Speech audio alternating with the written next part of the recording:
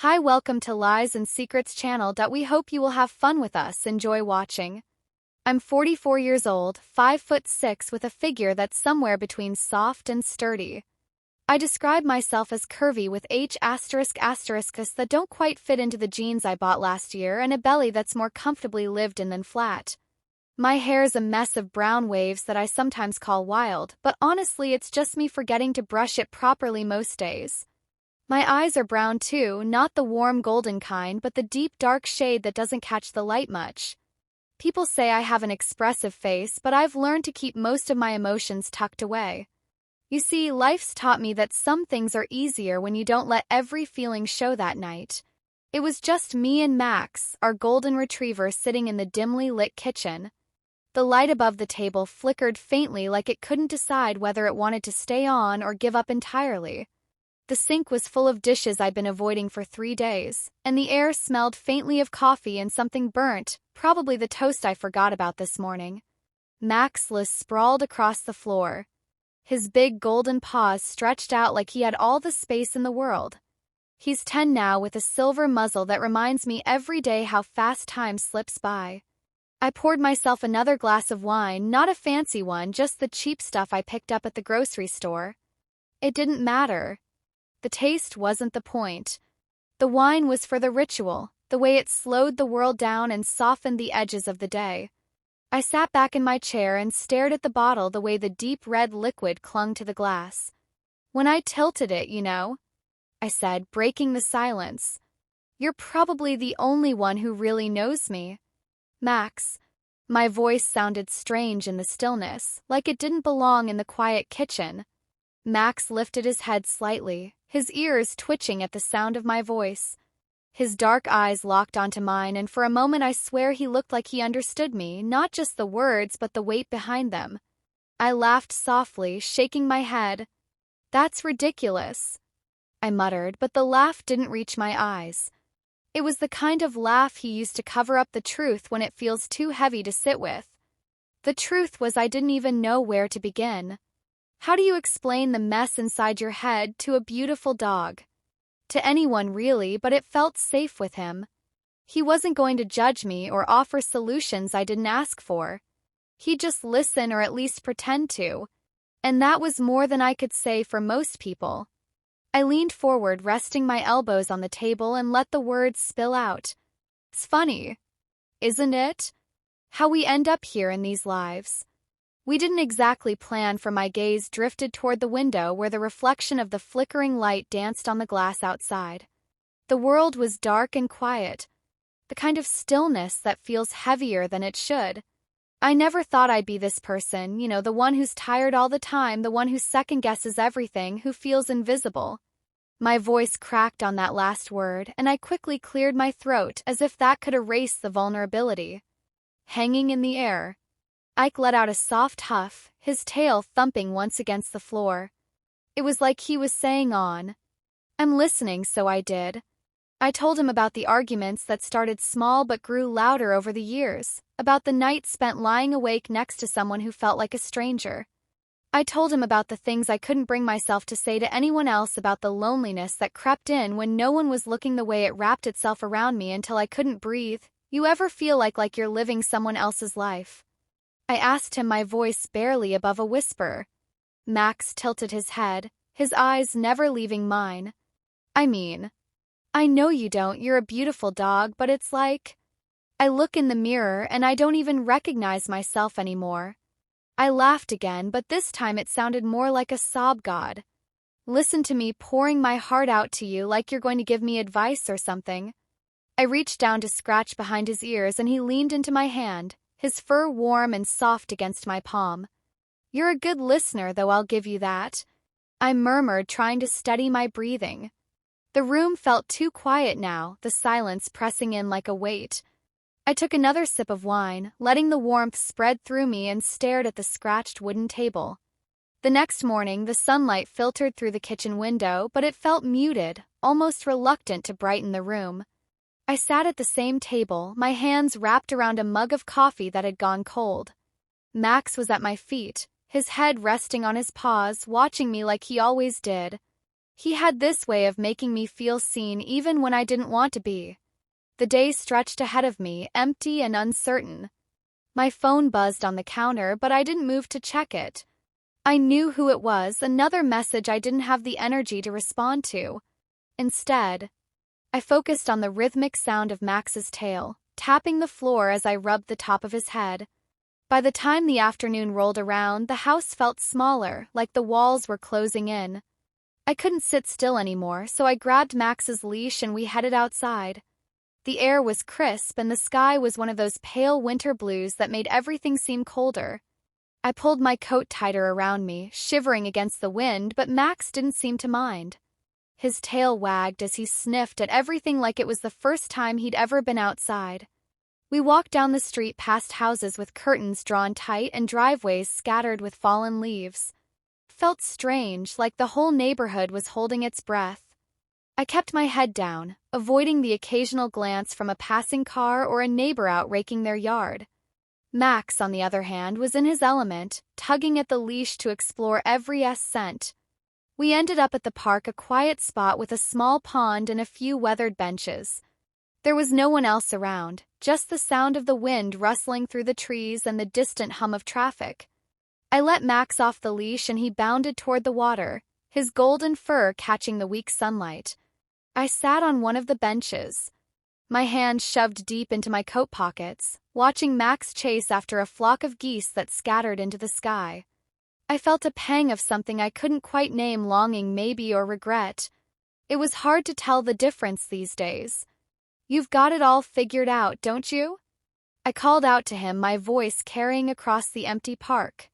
He turned to look at me, his tongue lolling out in a goofy grin, and I couldn't help but laugh. No overthinking, no guilt, just living. The words hung in the air for a moment, and I felt a lump rise in my throat. I looked down at my hands, fiddling with a loose thread on my sleeve. "It wasn't always like this, you know," I said softly, as if he could understand. "There was a time when things were good. When I felt enough." Max trotted back to me, his tail wagging as he dropped a stick at my feet. I picked it up and turned it over in my hands, the rough bark scratching my fingers. "You think it's that simple? Just grab the stick and move on," I asked, throwing it as far as I could. He bolted after it without hesitation, his paws kicking up patches of frozen grass. I leaned back against the bench, my breath visible in the cold air. The weight in my C***** T felt a little lighter, but it was still there, a constant reminder of everything I couldn't quite let go of. Max came bounding back with the stick, dropping it in my lap. "This time all right," I said, ruffling his fur. "You win." One more throw. We stayed there until the sky turned a pale shade of orange, the sun dipping low on the horizon. As we walked back home, the streets were quieter, the world settling into itself. Max trotted along beside me, his leash slack in my hand for the first time in a long time. The silence didn't feel so heavy. The storm hit that night, sudden and fierce. The wind howled against the windows and rain lashed at the glass like it was trying to break through. I sat on the living room floor, my knees pulled up to my C***** T while Max paced back and forth, his claws clicking on the hardwood. Every time thunder rolled, he'd freeze his ears flat against his head and then look at me like I was supposed to do something about it. "It's just a storm." "Max," I said, my voice trembling as much as his body. "It'll pass." They always do, right? But the words felt empty, like I was trying to convince myself more than him. The power flickered, and for a moment the room was plunged into darkness. My heart jumped, and I reached out blindly until I felt Max's fur under my hand. He pressed against me, his body warm and solid, and I clung to him like he was the only thing keeping me grounded. When the lights came back on, I let out a shaky breath and leaned back against the couch.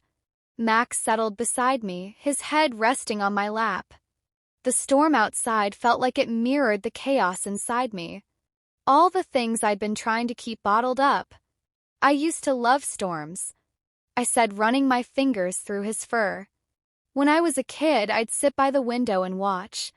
The lightning felt exciting, like the world was alive. In a way, it wasn't normally, but now my voice trailed off and I swallowed hard, the words catching in my throat.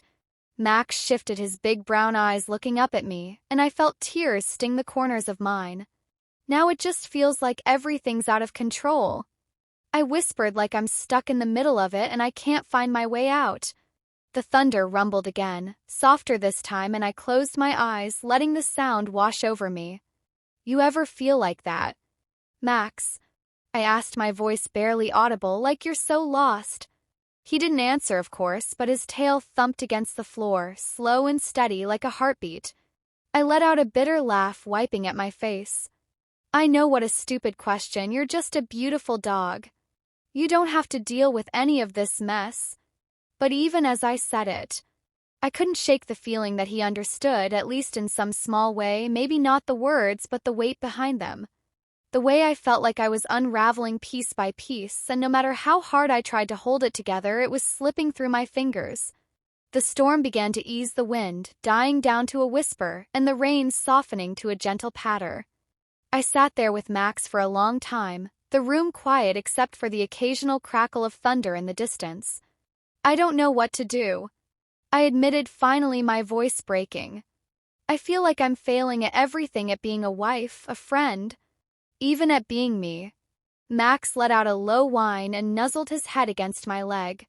I wrapped my arms around him, burying my face in his fur, and for the first time in what felt like forever, I let the tears come. By the time the storm had passed completely, the house felt different, still and calm, like it was holding its breath.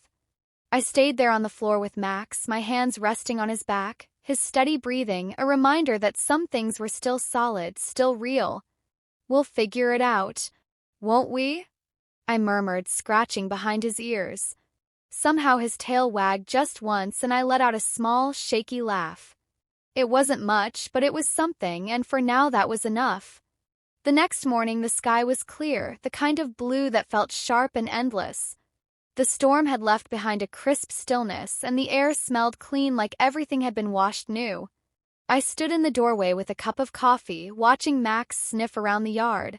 He moved with his usual energy, his tail wagging as if nothing in the world had ever gone wrong. I envied him for that, his ability to just be without overthinking or carrying the weight of yesterday. I sipped my coffee, the warmth steadying my hands, and leaned against the door frame. The sunlight hit the patches of wet grass, making everything sparkle like it had been dipped in gold. It was quiet, except for the sound of birds in the distance and Max's collar. Zhongling. As he bounded back toward me, you ready to go for a walk? I asked him, my voice softer than usual. His ears perked up and he let out a bark, spinning in a small circle. All right. I get it, let me grab my shoes. We walked the same route as always, down the narrow sidewalk line with cracked pavement and old oak trees. Max pulled on the leash, his excitement contagious, and I couldn't help but smile. There was something comforting in the routine of it, the familiar rhythm of our steps and the way he stopped to sniff every mailbox and tree like it was brand new. We passed the park where a few kids were playing on the swings, their laughter echoing in the cool morning air. A jogger ran by, giving me a polite nod, and I nodded back even though I felt a little out of place. It had been so long since I'd interacted with anyone outside of my small insular world.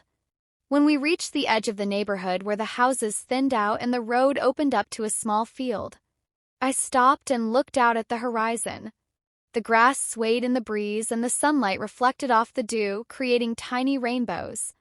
Different, like the world was trying to tell me something even if I couldn't quite hear it yet. I let Max off the leash and he took off running, his golden fur shining in the sunlight. Watching him, I felt a strange mix of emotions, pride, joy, and a bittersweet ache I couldn't explain. He was so free, so unburdened by everything that felt heavy inside me. Sitting down on a small wooden bench near the edge of the field, I closed my eyes and let the breeze wash over me. The air was cool against my skin, and for the first time in what felt like forever, I let myself just breathe. No overthinking, no worrying, just the simple act of being here in this moment. When Max finally came back, his tongue hanging out and his tail wagging, I laughed. You're a mess, I said, brushing a clump of dirt off his fur. He just looked at me, his eyes bright and full of something that felt like hope. As we walked back home, I found myself talking to him again, my words spilling out like they had the night before. But this time it didn't feel as heavy. Maybe it's not about having all the answers, I said, glancing down at him. Maybe it's just about showing up, trying, even when it's messy. Wagged his tail and I smiled, the weight in my C*******T, feeling just a little lighter. By the time we reached the house, the sunlight had shifted, casting long shadows across the lawn. I stood there for a moment, looking at the front door, and realized something had shifted.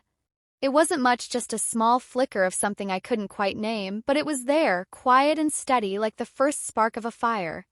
And as Max brushed past me, his tail wagging as he disappeared into the house, I let myself believe just for a second that maybe somehow everything was going to be E.my story ends here. If you feel that this story is meaningful and brings useful lessons, please like and subscribe to the channel to support me. Thanks for listening and see you in the next videos.